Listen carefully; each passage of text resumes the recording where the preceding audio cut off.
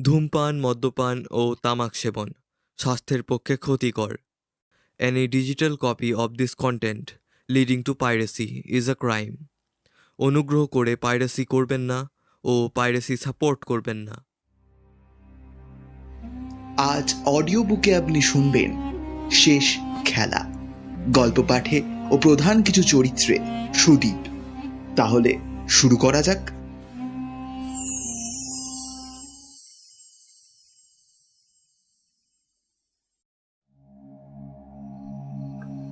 গভীর নিশুতি রাত, কাছাকাছি কোনো বাড়ির দেওয়াল ঘড়িতে ঢং ঢং করে 2টো বাজল।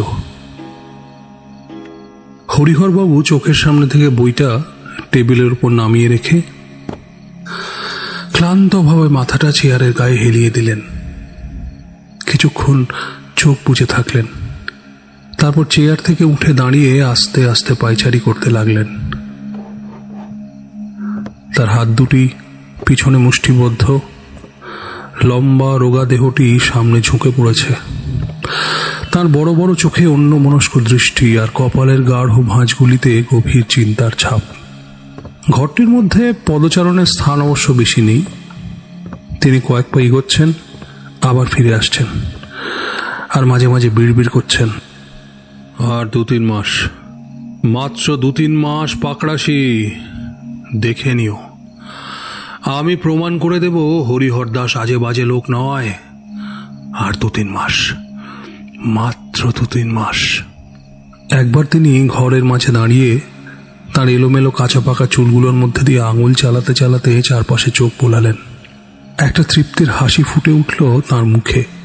আবার গিয়ে চেয়ারে বসে বইটা খুলে ধরলেন। ঘরের মধ্যে একটি তক্তপোষ, 2টো টেবিল, কয়েকটা চেয়ার। খাট, টেবিল ও মেঝের ওপর নানা রকম বিচিত্র জিনিসপত্র সাজানো রয়েছে। নানা আকারের তাস, রং বেরঙের কাপড়ের টুকরো আর অদ্ভুত কিছু যন্ত্রপাতি, অনেকগুলো শিশি, বোতল, বাক্স ইত্যাদি। সাধারণ লোক এসব বস্তু যে কি কাজে লাগতে পারে ভেবে পাবে না, কিন্তু হরিহর বাবুর কাছে প্রতিটি জিনিস মহামূল্যবান। এসব হচ্ছে তার জাদুবিদ্যার হাতিয়ার, তার আগামী ইন্দ্রজাল প্রদর্শনীর উপকরণ। আর যে বইটি তিনি পড়ছেন সেটিও জাদুবিদ্যার এক দুষ্প্রাপ্য বই। বছরখানেক হলো হরিহরবাবু কলকাতা শহরের উপকণ্ঠে একটি একতলা বাড়ির এই ঘরখানির মধ্যে প্রায় আত্মগোপন করে রয়েছেন। দিন ও রাতের অধিকাংশ সময় তার কাটে এই ঘরের 4 দেওয়ালের গণ্ডির মধ্যে। তিনি কেবল পড়ছেন, ভাবছেন আর পরীক্ষা করছেন। ঘন্টার পর ঘন্টা নিরলস অধ্যাবসায় সহকারে অভ্যেস করেছেন কঠিন সব ম্যাজিক। মাঝে মাঝে আসে বঙ্কু আর বিপিন, এরা 2জন তার সহকারী। তাদের নিয়ে তিনি নানা রকম খেলার কলা কৌশল অভ্যেস করেন। কখনো কখনো বড় ক্লান্তি বোধ হয় তার, অবসাদে জড়িয়ে আসে দেহ, চোখ দুটো জ্বালা করে, মাথাটা কেমন যেন হালকা ঠেকে। কিন্তু একটু পরেই তিনি সমস্ত দুর্বলতা ঝেড়ে ফেলে উঠে পড়েন, দৃঢ় প্রতিজ্ঞায় মনকে শক্ত করেন আর ডুব দেন আবার ইন্দ্রজালের রাজ্যে। 1 কাপ কড়া করে চা খেয়ে নেন, তারপর আবার শুরু হয় পড়া, ভাবা, পরীক্ষা নিরীক্ষা। কিন্তু কিসের প্রতিজ্ঞা? কেন হরিহরবাবু এই কঠিন পরিশ্রম করে চলেছেন? কারণটা জানতে হলে প্রায় 1 বছর পিছিয়ে যাওয়া দরকার। শ্যামবাজার 5 মাথার মোড়ে হরিহরবাবুর সঙ্গে হঠাৎ একদিন তার এক রিপোর্টার বন্ধুর দেখা হয়ে গিয়েছিল। রিপোর্টার বলেছিলেন, হরিহর, শুনেছ খবরটা? প্রফেসর নগুচি আসছেন। চমকে উঠেছিলেন হরিহর। নগুচি? পৃথিবী বিখ্যাত ম্যাজিশিয়ান প্রফেসর নগুচি? আগ্রহের সঙ্গে জিজ্ঞেস করেছিলেন, কবে? পরশু সোমবার, মাত্র 1 দিনের জন্য কলকাতায় থাকবেন। কোথায় উঠবেন? প্রশ্নগুলো করার আগে এই রিপোর্টার একটা বাস লক্ষ্য করে প্রায় ঊর্ধ্বশ্বাসে দৌড় দিল। প্রফেসর নগুচির আগমন সংবাদ রবিবার খবরের কাগজেও বেরিয়েছিল। তবে পুরো 1 দিন নয়, মাত্র কয়েক ঘন্টা নাকি তিনি কলকাতায় কাটাবেন। দুপুরে নামবেন, আবার রাতে প্লেনে চড়বেন। পাকড়াশি নগুচির সম্মানে সোমবার বিকেলবেলা তার নিজের বাড়িতে এক সভার আয়োজন করেছেন। সোমবার দুপুর অবধি হরিহরবাবু নাগুচির সম্বর্ধনা সভায় যাওয়ার নিমন্ত্রণ আশা করছিলেন। হয়তো কার্ড আসবে, কিংবা হয়তো কেউ এসে ডাকবে। কিন্তু দুপুর গড়িয়ে বিকেল নামতে তিনি হতাশ হয়ে পড়লেন। পাকরাশির বাড়ি না হয়ে কলকাতার অন্য যে কোনো জায়গায় তিনি নগুচির দেখা পেতে ছুটে যেতেন। সেসব আলিপুর জেলে হোক বা গভর্নরের প্রাসাদ, যেখানেই হোক তিনি সেখানে ঢোকবার চেষ্টা করতেন। কিন্তু পাকরাশির বাড়ি বিনা নিমন্ত্রণে হাজির হতে তার কিছুতেই আর পা উঠল না। নাগুচি চলে যাওয়ার কয়েকদিন পর হরিহরবাবুর সঙ্গে সেই রিপোর্টার বন্ধুর আবার দেখা। হরিহরবাবু দুঃখ করে বললেন, সেদিন নগুচের পার্টিতে আর যাওয়া হলো না। কি করব ভাই, নিমন্ত্রণ পেলাম না। খুব ইচ্ছে ছিল একবার আলাপ করি। রিপোর্টার একটু ক্ষুব্ধ স্বরে বললেন, আমি পাকরাশিকে বলেছিলাম তোমার কথা, তোমার আসার ইচ্ছে আছে। তা বলল কি না, আজে বাজে লোক ডেকে আর ভিড় বাড়াতে চায় না। আমার জায়গা কম, কেবল কিছু ইম্পর্টেন্ট লোককে নিমন্ত্রণ করবে। কি সব ইম্পর্টেন্ট লোক দেখলাম তো, বেশিরভাগ হুমরা চোমরা সরকারি চাকুরে, ফিল্ম স্টার আর কাগজের লোক। কয়েকজন মাত্র ম্যাজিশিয়ান ছিলেন। অপমানটা সপাং করে যেন আঘাত করল হরিহরবাবুকে। আজে বাজে লোক? তিনি হলেন আজে বাজে লোক? পাকরাশি এইরকম মন্তব্য করলো তার সম্বন্ধে? এখন জাদু জগতে পি পাকরাশি এক বিখ্যাত নাম, আর হরিহর দাসের নাম কটা লোকই বা জানে। কিন্তু অন্য কেউ জানুক বা না জানুক, প্রকাশ পাকরাশির তো হরিহরবাবুর গুণের পরিচয় না জানার কথা নয়। কারণ এরা দুজনেই যৌবনকালে একই নেশায় মত্ত হয়ে ঘুরে বেরিয়েছেন। তখন তাদের বন্ধুত্ব ছিল প্রগাঢ়। নানা জায়গায় দুজনে ছুটে গেছেন নতুন জাদুর খেলা শিখবার আশায়। জাদুবিদ্যায় হরিহরবাবুর স্বাভাবিক দক্ষতা ছিল। দুরূহ কৌশলগুলো তিনি অনায়াসে শিখে ফেলতেন। আর পাকরাশির কিন্তু সেসব খেলা আয়ত্ত করতে অনেক বেশি সময় লাগত। অবশ্য ভাগ্য বিড়ম্বনায় হরিহরবাবু তেমন নাম করতে পারলেন না। তার উদ্যমের অভাব ছিল অর্থের। আর পাকরাশি ছিল বেজায় কইয়ে বলিয়ে, আর ব্যবসা বুদ্ধিতে প্রখর। সে দিনে দিনে নাম করতে লাগলো। দলবল নিয়ে কয়েকবার বিদেশেও ঘুরে এলো। খবরের কাগজের কল্যাণে তার খ্যাতি ছড়িয়ে পড়ল। হরিহরবাবু কিন্তু অল্পেই সন্তুষ্ট রইলেন। পিতৃদত্ত ছোট একখানি কাপড়ের দোকান চালানো এবং সুযোগ মতো স্কুল, কলেজ, মেলা বা বিয়ে বাড়িতে ছোটখাটো শো দেখানো, ব্যাস।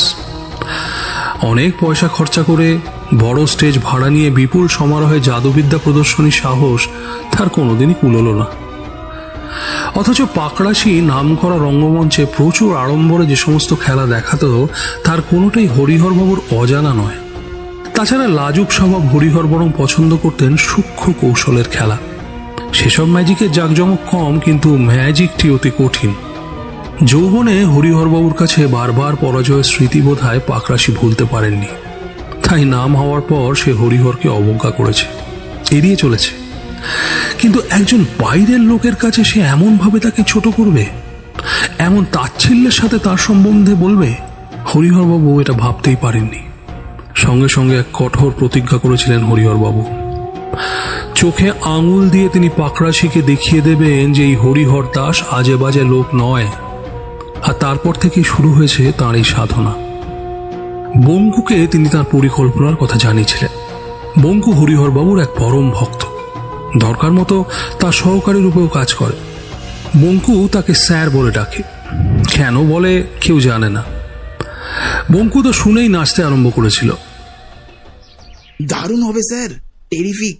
আমি তো আপনাকে কতদিন বলেছি, নাম করা স্টেজ ভাড়া নিয়ে জমকালো শো করুন, দেখবেন একদিনে ফেমাস হয়ে যাবেন। আপনি এত বড় ট্যালেন্টেড স্যার, কটা লোক জানে? কিন্তু বঙ্কু একটা কাঁচা কাজ করে ফেলেছিল। আনন্দের চোটে পাকরাশির এক সহকারীকে বলে ফেলেছিল, জানিস স্যার এবারে বড় শো দিচ্ছেন, রঙ্গম ভাড়া করে পুরো 2.5 ঘন্টার শো। পাকরাশির সহকারী ঠোঁট বেঁকিয়ে বলেছিল, তাই নাকি? রঙ্গম শো দেখাবেন? কিন্তু 2.5 ঘন্টা ধরে তো স্যারের ওই বিয়ে বাড়ি মার্কা তাস আর দেশলাই কাঠির খেলা দেখে পাবলিক খেপে যায় না? সাবধানে থাকিস।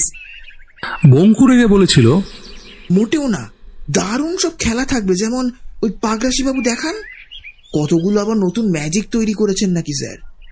কথাটা পাকরাশির কানেও গিয়েছিল। পাকরাশি হেসে বলেছিলেন, বটে, নতুন ম্যাজিক। বেশ বেশ, ঠিক আছে। হরিহর যা যা নতুন দেখাবে আমি 2 মাস পরে শো দিয়ে সেসব দেখিয়ে দেবো। তাহলেই তো খেলাগুলো পূরণ হয়ে যাবে, আর নতুন থাকবে না। কি বলো? বটে। প্রাকরাশির সাকরেদরা হো হো করে হেসে উঠেছিল তার রসিকতায়। পাকরাশির মন্তব্য বঙ্কুর মাধ্যমে হরিহরবাবুর কানে পৌঁছতে দেরি হয়নি। শুনে হরিহরবাবুর বড় বড় চোখ দুটো জ্বলে উঠেছিল। দাঁতে দাঁত চেপে বলেছিলেন, দেখা যাক কতদিন লাগে, 2 মাস না 2 বছর। সাধ্যের অতিরিক্ত ব্যয় করলেন হরিহরবাবু। সাজ সরঞ্জাম কেনা, রঙ্গমের 1 সপ্তাহের ভাড়া, নিজের ও সহকারীদের জন্য নতুন পোশাক, তাছাড়া বিজ্ঞাপনের খরচ। সব কটা নাম করা দৈনিক পত্রিকায় কয়েকদিন পর পর পর ছাপা হলো। দাসের ইন্দ্রজাল, অদ্ভুত এবং অলৌকিক, অগ্রিম টিকিট সংগ্রহ করুন। হরিহরবাবুর অন্তরঙ্গনা তাকে খুব উৎসাহ দিতে লাগলো। প্রথম দিন দর্শক সমাগত ভালোই হলো, হাউসফুল। অবশ্য অনেকে এসেছিল কমপ্লিমেন্টারি কার্ড নিয়ে। পাকরাশির কাছেও কমপ্লিমেন্টারি কার্ড পাঠানো হয়েছিল। রঙ্গমঞ্চের সামনে রঙিন পর্দা ক্রমে সরে যেতে লাগলো। বেজে উঠল নেপথ্য সঙ্গীত।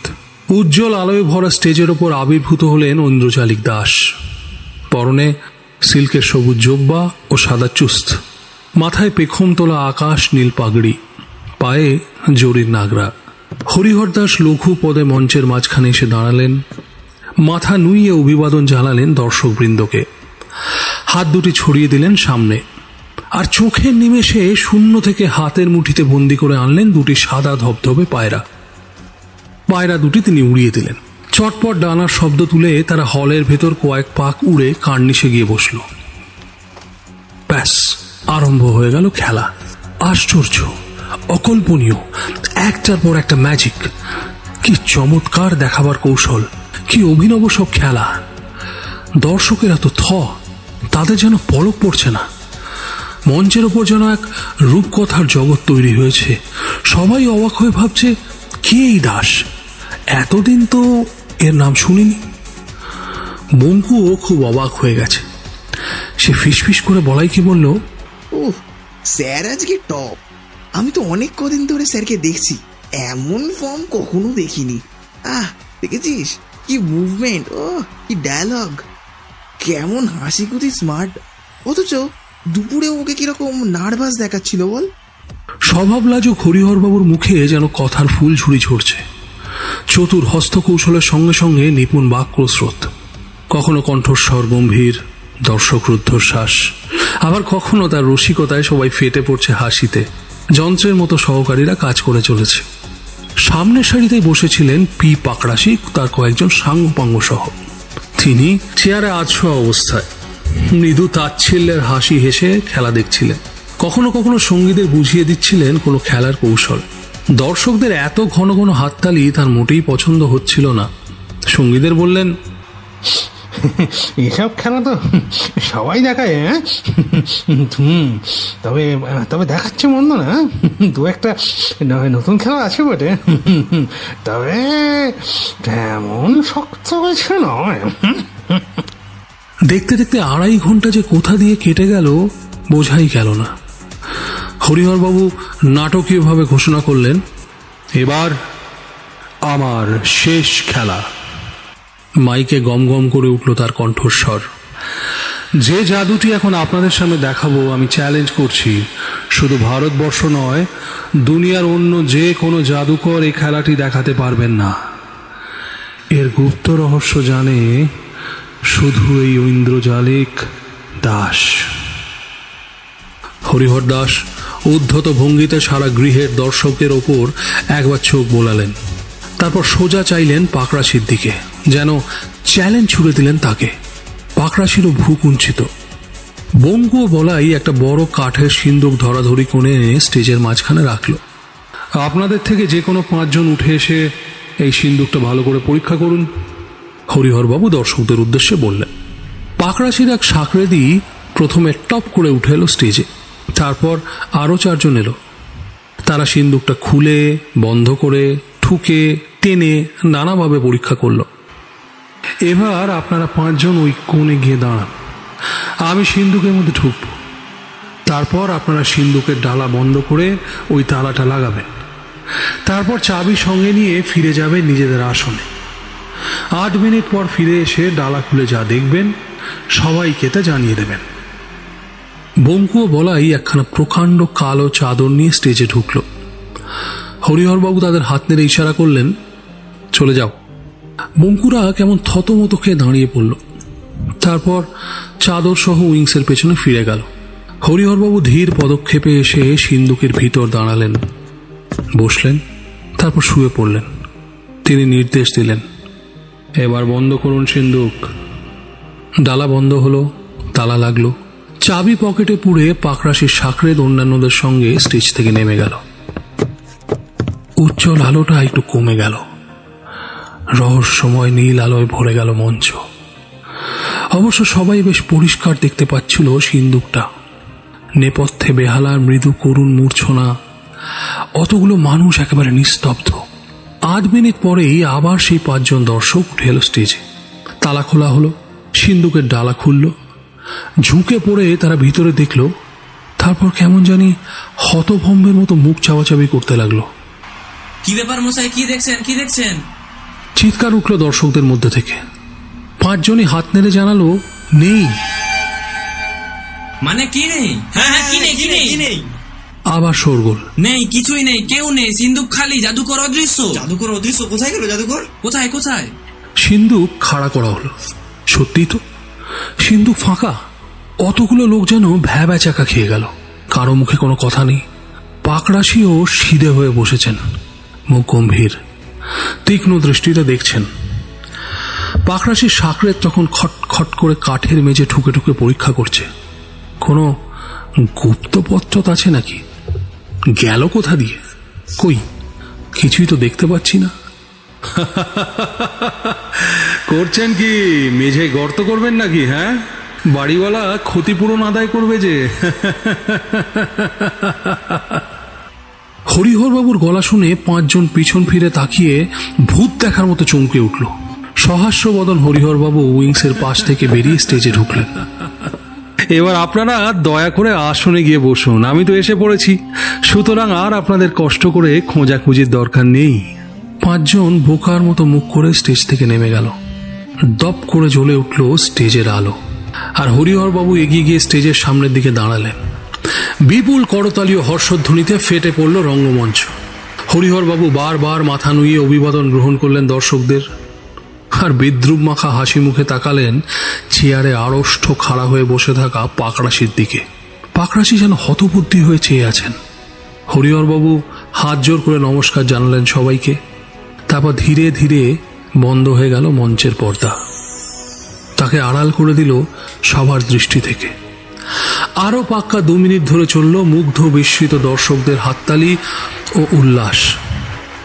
তারপর হুড়মুড় করে একদল লোক ছুটল স্টেজের দিকে, পর্দার পিছনে। তাদের মধ্যে অনেকেই খবরের কাগজের রিপোর্টার, বাকিরা বন্ধু বান্ধব ও কিছু মুগ্ধ দর্শক। ছবি চাই, দেখতে চাই, কিছু শুনতে চাই, অভিনন্দন জানাতে চাই। বঙ্কু আর বলাইরা তাড়াতাড়ি স্টেজের ওপর থেকে জিনিসপত্র গোছগাছ করে সরাচ্ছিল। সবাই তাদের এসে ধরল। হরিহরবাবু কোথায়? কি জানি, বোধহয় ভিতরে গেছেন। সবাই ভিতরে ছুটল, কিন্তু কই, কোথাও তো নেই। বঙ্কু বলল, তাহলে স্যার গ্রিন রুমে ঢুকেছেন পোশাক পাল্টাতে। এই তো দেখছি দরজাটা বন্ধ। শোয়ের আগে উনি এ ঘরেই রেস্ট নিয়েছেন, পোশাকও পরেছেন। বঙ্কু ডাকাডাকি শুরু করে দিল। স্যার, দরজায় করাঘাত করতে লাগলো, কিন্তু কোনো সাড়া শব্দ নেই, কোনো উত্তর নেই। কি ব্যাপার? বঙ্কু ঘুরে বারান্দায় গিয়ে গড়াত লাগানো জানলা দিয়ে ঘরে উঁকি মারল। এ কি? হরিহরবাবু চেয়ারে বসে টেবিলে মাথা দিয়ে এলিয়ে পড়ে আছেন, হাত দুটো সামনের দিকে ছড়ানো, পরনে জাদুকরের পুরো পোশাক। বঙ্কু ডাকলো, স্যার স্যার। কোনো সাড়া নেই। স্যার অজ্ঞান হয়ে গেলেন? বঙ্কু উদ্ভ্রান্তের মতো দৌড়ে এলো। ডাক্তার, একজন ডাক্তার চাই। বলাই, তুই ছুটে যা, ডাক্তারবাবুকে এক্ষুনি দেখে আন। আমি এক্ষুনি দরজাটা ভাঙছি। আপনারা প্লিজ একটু আমায় হেল্প করুন। বঙ্কুর আবেদনে সাড়া দিয়ে কয়েকজন তৎক্ষণাৎ দরজায় কাঁধ লাগিয়ে ঠেলতে শুরু করলো। পলকা দরজার খিলটা কয়েকবার ধাক্কা খেয়েই মড়মড় করে ভেঙে গেল। সবাই ভেতরে ঢুকে হরিহরবাবুকে ঘিরে দাঁড়ালো। সত্যিই তিনি অজ্ঞান হয়ে পড়েছেন। একজন এক গ্লাস জল এনে তার মাথায় ছিটোতে শুরু করলো। অল্পক্ষণ পরেই বলাইয়ের পিছনে হন্তদন্ত ডক্টর বোস ঘরে ঢুকলেন। তিনি হরিহরবাবুর হাতের নাড়ি ধরে পরীক্ষা করলেন, তারপর হতাশভাবে মাথা নাড়লেন। সরি, টু লেট, আর কিচ্ছু করবার নেই, হার্ট ফেল করেছেন। হাউ হাউ করে কেঁদে উঠল বঙ্কু। ডক্টর বোস মনোযোগ দিয়ে হরিহরবাবুর দেহের নানা জায়গা পরীক্ষা করতে করতে বললেন, আচ্ছা, কতক্ষণ আগে উনি ঘরে ঢুকেছেন? আপনারা আগে খেয়াল করেননি কেন? এই তো 5 মিনিট আগেই উনি শো শেষ করে এসে ঢুকলেন। বলাই বলল। হ্যাঁ, কি বললেন? মাত্র 5 মিনিট আগে? ইম্পসিবল। এতদিন ধরে আমি যদি কোনো ডাক্তারি বিদ্যা শিখে থাকি তাহলে বলতে বাধ্য হচ্ছি যে এই ভদ্রলোক অন্তত 2-3 ঘন্টা আগে মারা গেছেন। একটা হেঁচকি তুলে কান্না থেমে গেল। নিমেষে গোটা ঘরে নেমে এলো অথই নীরবতা। সবাই একেবারে বলছেন কি ডাক্তার? জল জ্যান্ত যে লোকটা দুর্দান্ত সব ম্যাজিক দেখিয়ে এলো 10 মিনিটও হয়নি, সে তাহলে কি? গা ছমছম করে উঠতে লাগলো সবাইকার। আচমকা ভিড় ঠাসা বিস্ফোরণ ঘটল। হো হো করে হাসতে হাসতে একেবারে সোজা হয়ে উঠে বসলেন, হ্যাঁ, স্বয়ং হরিহরবাবু। ছিটকে গেল সকলে। বঙ্কু। ডক্টর বোসের স্টেথোস্কোপ ঠং করে মাটিতে পড়ল।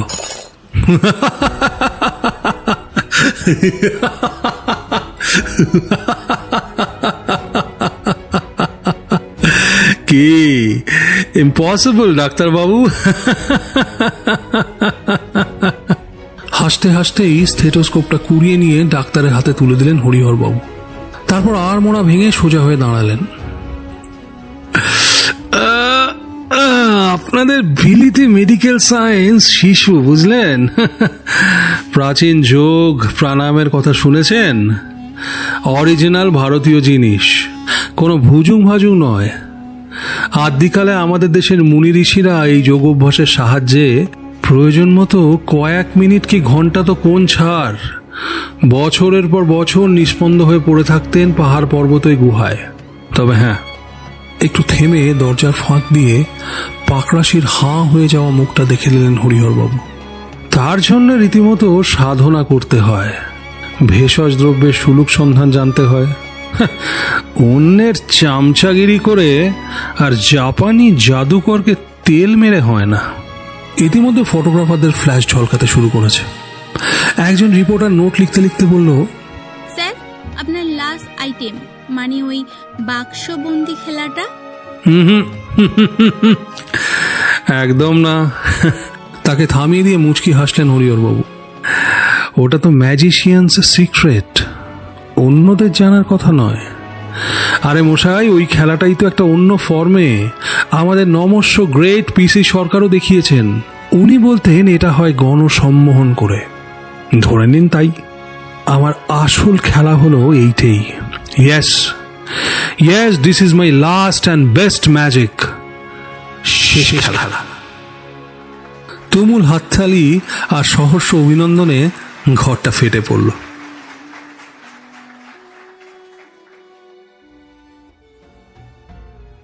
আপনি শুনছিলেন শেষ খেলা। নির্দেশনা নীলাঞ্জন, গল্প পাঠে ও প্রধান কিছু চরিত্রে সুদীপ, রিপোর্টার প্রত্যুষা, সূত্রধর আমি সুরঞ্জন, বঙ্কু চরিত্রে রূপ ও পার্শ্ব চরিত্রে অর্ঘ্য, রাজ, নীল। আবহাওয়া সঙ্গীত ও sound design audio book private limited. প্রচ্ছদ সৌম্যদীপ। এবং আপনাকে অনেক ধন্যবাদ জানাই গল্পটা শোনার জন্য। আগামী সপ্তাহে আবারও কোনো নতুন গল্প নিয়ে হাজির হব আমরা। ততক্ষণ সুস্থ থাকুন, ভালো থাকুন। ধন্যবাদ।